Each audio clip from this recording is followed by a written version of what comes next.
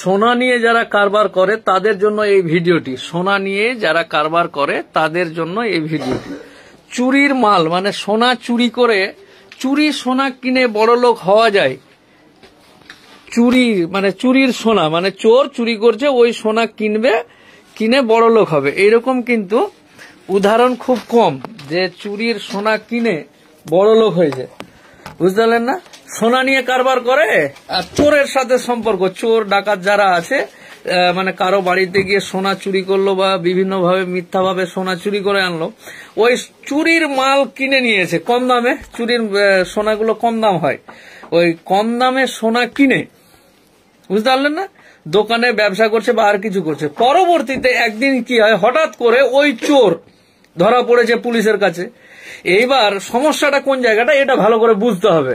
যারা সোনা নিয়ে কারবার করে, অলংকারের কাজ করে বা সোনার কাজ করে, হাওড়া, হুগলি, বর্ধমান সহ সোনার ব্যবসায়ী হোক বা সোনার দোকানদার হোক, সোনার গয়নাগাটি তৈরি করার কর্মচারী হোক, মুম্বাই, কোয়েম্বাটুর, কেরালা, বিভিন্ন জায়গাতে, রাজকোট, সুরাট, সব তো সোনার কারবার করে। আর আমাদের পশ্চিমবঙ্গের ছেলে মেয়েরা গিয়ে ওখানে সোনার কারবার করে এবং ওখানে গিয়ে সংসার টংসার করে ছেলে মেয়ে নিয়ে গিয়ে বউ বাচ্চা নিয়ে এই সমস্ত কাজগুলো করে। তো তাদের জন্য এই ভিডিওটি বলছি।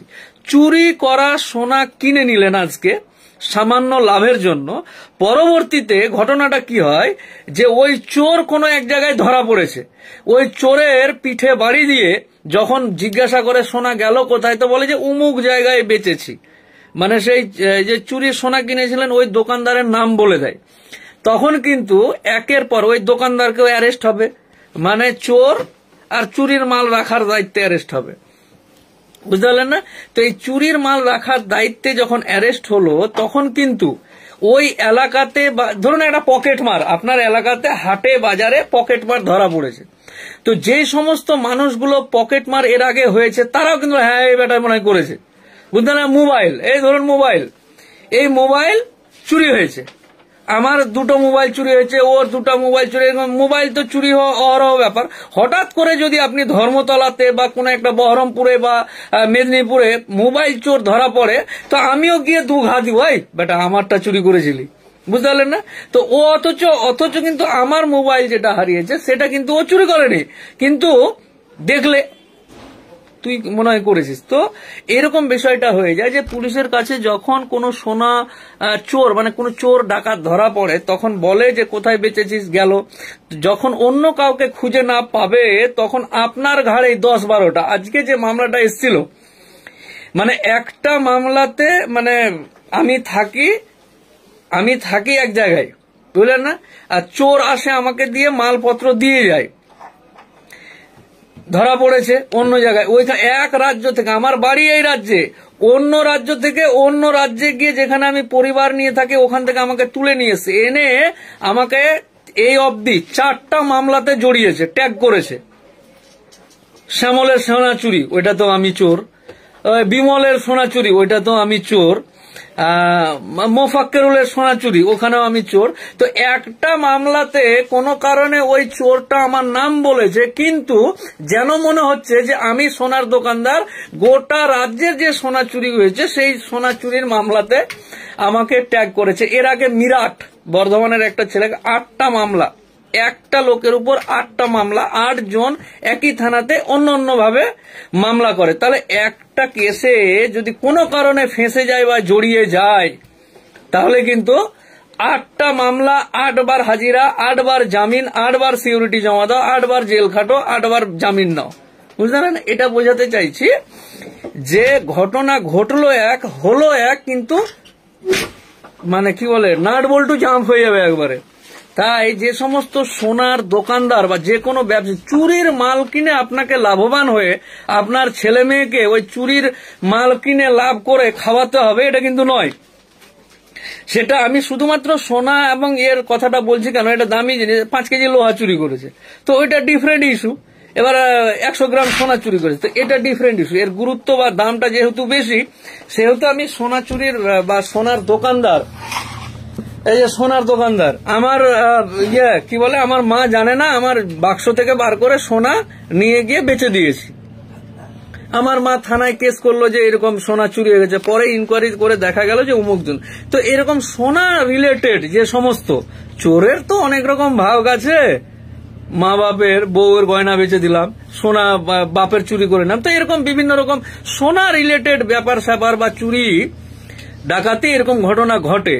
আমি স্পেশালি বারবারই যেটা বলার চেষ্টা করছি, কে কার চুরি হয়েছে ওটা পুলিশ অ্যারেস্ট করবে বা পুলিশ যে চুরি করেছে চোরকে ধরবে, কিন্তু যারা এই সোনাগুলো বেশি দামি মাল কম দামে পেয়েছি নিয়ে নিয়েছি না, আজকে মনে করলেন আপনি লাভবান, কালকে আপনার নামে যেদিন ধরা পড়বেন না, এক বস্তা মামলা আপনার ঘাড়ে চেপে যাবে।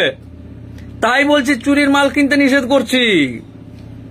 মানে যে এই মোবাইলটা আমি চুরির কিনেছি, এটা এই মোবাইলটা আমার চুরির, এটা আমি কিনেছি। তো এই মোবাইলটা যার, পুলিশ ইনকোয়ারি করতে গিয়ে এই মোবাইলটা দেখলো আমার হাতে, তা আমার কাছে পেয়ে গেল এই মোবাইল চোর, আমি হলাম মোবাইল চোর, আমার কাছে এই মোবাইলটা পেলো, তখন কিন্তু আমার পিছনে বাড়ি দিয়ে এই এলাকাতে যতগুলো মোবাইল চুরি হয়েছে মোফাক্কেরুল করেছে, এই উকিলটাই করেছে, এই উকিল মোবাইল চোর আছে। বুঝতে পারলেন না? তো আমি বলছি শুধুমাত্র যে আমি ক্ষতিগ্রস্ত হব এই মোবাইলটার জন্য এটা নয়, মানে এলাকার বা আশেপাশের যত মোবাইল আছে সমস্ত কিছু চুরি হবে। কি চুরি করছিস তোরা? তোরা কি চুরি করছিস রে চন্দন? হ্যাঁ, কপিরাইট করছিস নাকি বাবা? এই তো মোবাইল চুরি যে শুধুমাত্র আপনার ওই বা এটা নয়, তাই তো সায়ন নাকি? একদম স্যার। হ্যাঁ, চোর আর চুরির মাল রাখাটাও অপরাধ। আচ্ছা, অপরাধ, সব অপরাধ হয়ে যাবে। আমি হয়তো বোঝাতে পারলাম না, যাই হোক। কিন্তু এখন ধরুন যে দোকানদার, তার বউ কিন্তু নিষেধ করতো এগুলা করতিস না, আজকে কিন্তু তার বউ গয়না গাঠি বিক্রি করে দুটো বাচ্চা নিয়ে এসে উকিলবাবু বাঁচান, উকিলবাবু বাঁচাবে, একটা মামলা করতে গেলাম জামিন হলো না, একটা 4টা মামলা দিয়েছে তো থানা, বুঝতে পারলেন না? 4টা মামলা। তো একটা মামলা মানুষের লোড নেওয়া, এই মোবাইলটাই চুরি করার মানুষের মাথায় যদি মোবাইল চোর দাগ পড়ে, এর লোড নেওয়াতেই আমার জামা কাপড় খুলে পড়ে যাবে। এবার যদি 4টা 4 রকম মামলা, মোবাইল চুরির মামলা আমার ঘাড়ে পড়ে, তো আমার জানটা থাকবে? তো এরকম পরিস্থিতি। আজকে দুটো বাচ্চা নিয়ে মহিলা যখন এসে কাঁদতে কাঁদতে আমাদেরকে বলে, আজকে যদিও টিকিট কাটা হয়েছে চলে যাবে, উড়িষ্যার এক জায়গায় ধরা পড়েছে, তো সেখানে যাব, জামিন হবে, মামলা হবে, মকদ্দমা হবে, সব হবে, একবারে মশারি টাঙিয়ে শুয়ে যাব, যতদিন না জামিন হবে আমার এক উকিল বাবু গেলে ওখানে শুয়ে থাকবি। তো ওখানে গেলাম, মশারি টাঙিয়ে ঘুমিয়ে গেলাম, মামলা হলো, জামিন হলো, আর কিছু হলো, যা যা লাগে সমস্ত কিছু কলকাঠি নাড়াচাড়া করে জামিন করিয়ে নিয়ে আসলাম। এটা বলার জন্য আপনাদেরকে বলছি না, আমরা বলতে চাইছি এই সমস্ত চুরি করে বা অসৎ পথে ইনকাম করা টাকা একদিন ধরা পড়বেনই 100%, কেউ বাঁচতে পারেনি। আজকে যে চুরি করে অ্যারেস্ট হয়েছে, এ কিন্তু 5-7 বছর ধরে এগুলো চুরির মাল কেনা বেচা করে, আর কিচ্ছু হয়নি। একদিন যেদিন পড়বে, 7 দিনের চোর একদিন ধরা পড়বেই, বুঝতে পারলেন না? তো আজকে পড়েছে, তো বাচ্চা কাচ্চা নিয়ে এসে শাশুড়ি জামাই বউ বাচ্চা ওই কান্নাকাটি, পুরো 2 কাঠা জায়গা অফিসে দখল করে নিয়ে টাকা পয়সা সেই আঁচলের কোঁচা থেকে টাকা বার করে দিচ্ছে উকিলবাবু মোফাক্কেরুল ইসলামকে। কারণ উকিলবাবু তো ট্রেনে যাবে রে বাপ, রেলওয়েটা তো আমার শ্বশুরের নয় যে মোফাক্কেরুল যাচ্ছে গরিব লোকের মামলা করতে, তো যা ফ্রিতে নিয়ে যাব, এরকম ব্যাপার নয়। তো ট্রেনের ভাড়া, এই ভর্তুকি সব নিতে হবে, তো কোঁচা থেকে টাকা বের করে দিচ্ছে, এই নিন। তো আমি বলতে চাচ্ছি এরকম পরিস্থিতি আসার আগেই আপনাদের সকলকেই, অনেকে মোবাইল, বন্ধু বান্ধব, এটা মোবাইল আছে আইফোন 16 Pro Max, দে 200 টাকায় দিয়ে দিচ্ছি। হ্যাঁ, 200 টাকা কি বলে আইফোন, হ্যাঁ দে, জানে না এটা চুরি করা মাল, বুঝতে পারলেন না? এটাই কেউ নিয়ে গিয়ে বন্ধুকে বলছে যে আইফোন 16 Pro Max 50,000 টাকায় দিয়ে দেবো। 1,70,000 টাকা নগদ কিনে, যেদিন কিনেছিলাম 3 দিন অসুখ ছিলাম টাকা দেওয়ার পর, যে বাপরে এত টাকা দামের মোবাইল। আর এই মোবাইলটা কেউ যদি 5,000 টাকায় পায়,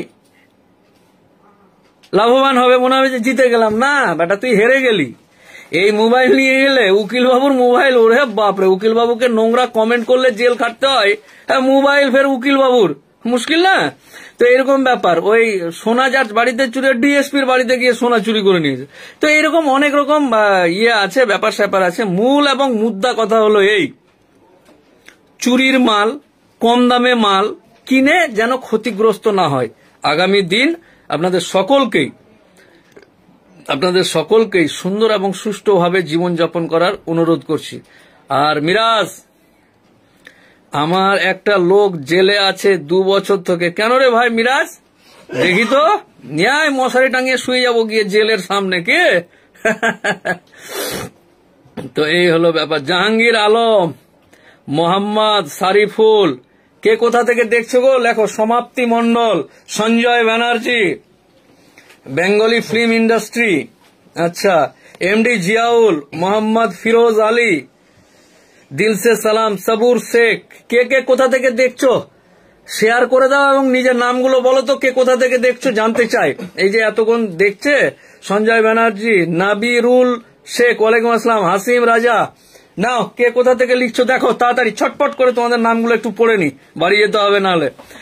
হাসিম রাজা, মইদুল, সোমু দীঘা থেকে, কবির উদ্দিন, হাসিম রেজা খান, এমডি আরাফাত, এই চটপট করে শেয়ার করে দাও আর নিজের নামগুলো আমি একটু পড়ে নি।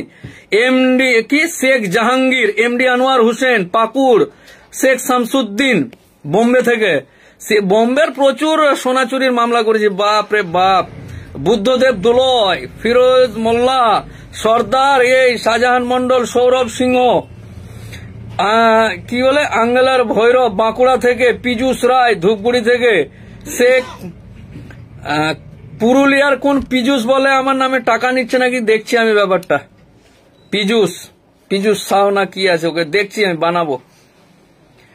রাজু শেখ, বেলাল খান মুর্শিদাবাদ। আরে দালাল পুষি না, দালালি করি না, এবারে আমার দালাল সাজতে গেছে, মার খেয়ে মরে যাবি সব।